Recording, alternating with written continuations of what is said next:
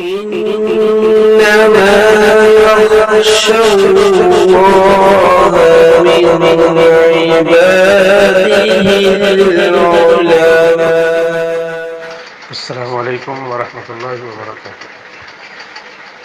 شریعت کا ایک مسئلہ یہ ذہن نشین رکھنا چاہیے کہ اگر کوئی شخص امام کے پیچھے نماز میں شریک ہے اور نماز کے دوران اونگ یا غفلت کی وجہ سے امام کے ساتھ اس کا کوئی رکن چھوٹ گیا تو اس مقتدی کو چاہیے کہ تنبہ کے فوراً بعد وہ رکن ادا کر کے امام کو پالے۔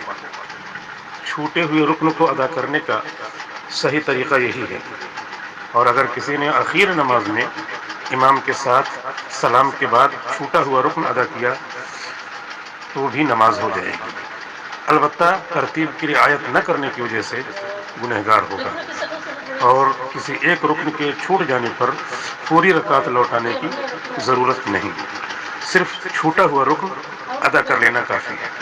فتاوی دارالعلوم دیوبند۔ السلام علیکم ورحمۃ اللہ وبرکاتہ۔